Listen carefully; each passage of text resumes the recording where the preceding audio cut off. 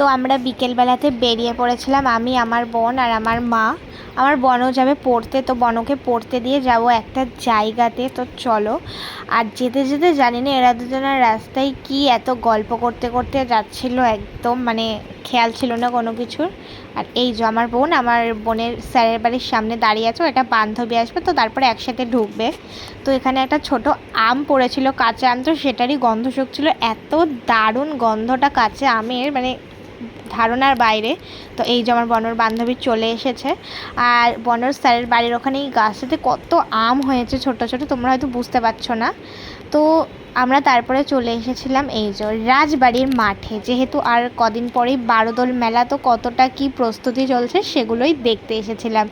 তো প্রায় মোটামুটি কয়েকটা দোলনা একদম সেট হয়ে গিয়েছে, আর এখানে সব বাঁশ টাঙানো আছে দোকানপাট বসবে বলে।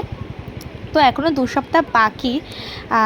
আর হচ্ছে এবার আমাদের রাজবাড়ির রাজা যেহেতু প্রয়াত হয়েছেন, সেই জন্য যে 12টা বিগ্রহ বসে ভেতরে, সেই বিগ্রহগুলো এবার আর আসবে না, যেহেতু কাল ওষুধ চলছে। তো সেই জন্য এবার আর ওই বিগ্রহগুলো দেখতে পাবো না। আমাদের এখানে 3টে বিগ্রহ, মানে 3 দিন বিগ্রহটা থাকে। প্রথম দিন ফুল বেশ, তারপর দিন রাখাল বেশ, তারপর দিন রাজবেশ। তো যাই হোক, কষ্ট, ওটা আমরা দেখতে পাবো না। আবার ওই বিগ্রহগুলো দেখার জন্য 1 বছর অপেক্ষা করতে হবে।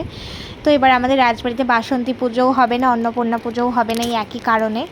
তো এখানে দেখো কতটা মেঘ করেছে, জাস্ট মানে এক্ষুনি বৃষ্টি নামবে এরকম ব্যাপার। তো আমি আর মা তাড়াহুড়ো করে তো বাড়ির দিকে রওনা দিয়েছি, কারণ বৃষ্টি চলে এলে মুশকিল। বারোদোলের মাঠ ঘুরতে এসেছি আর এখন বৃষ্টি চলে এলো, তো কোনো বক্তব্য? আমরা তো বারোদোলের মাঠে ঘুরতে এসেছি। ছোটো মেয়ের পড়া ছিল, 5:30টায় পড়তে দিয়ে আমরা এসেছি, কিন্তু বৃষ্টি একটা থাকার বললাম না। তো এখন আমাদের বারোদোলের কতটা প্রস্তুতি চলছে সেটাই আমরা দেখতে এসেছি। নাগরদোলা দেখলাম, 2টো নতুন নাগরদোলা এসছে। জীবনে আমি উঠি না নাগরদোলায়, বলে লাভ নেই। আমি বারোদোলায় আসি, ঘুরি, খাই, কেনাকাটা করি, কিন্তু আমি নাগরদোলায় উঠি না, কোনো নাগরদোলা কোনো দিন না। তো নাগরদোলাটা এবার দুটো নাগরদোলা এসেছে, জানি না কীরকম হবে। তো এখন আমরা আবার চলে যাচ্ছি, কারণ হট করে যদি বৃষ্টি চলে আসে আমরা ছাতা আনিনি, তো আমরাও বুঝে যাবো, সঙ্গে মেন আমাদের ফোনগুলো ভিজে যাবে। তো চলো বাড়ি যাওয়া যাক। এই জায়গাগুলোতে এই 3 দিন কিছু লোক থাকবেন, চাল ডাল দেয়া হবে এদেরকে। তো প্রচণ্ড মেঘ করেছে, প্রচণ্ড বৃষ্টি হচ্ছে। আমার মাকে একটা ফটো তুললাম, বলছে খুব বৃষ্টি চলে আসবে এক্ষুনি, তাড়াতাড়ি যা ফটো মটো তুলতে হবে না। তো একটা ফটো তুললো, ফটো মটো তোলে না। ভিজলে কোনো অসুবিধা নেই, আমি ভিজতে ভালোই বাসি, কিন্তু বাট আমার ফোনটা যদি ভিজে যায়, এই জন্যে, কারণ আমাদের ফোন ভিজে গেলে, আমাদের ফোন ভিজে গেলে আমাদের ফোনে আর কাজ করবে না। তো কথাগুলো এত ভালো লাগে শুনতে। তো রাস্তায় হনুমানটাকে দেখে আমার মা বলছে 3 তলার ফ্ল্যাটটাই তোর পছন্দ হলো, তাড়াতাড়ি বুক করে নে।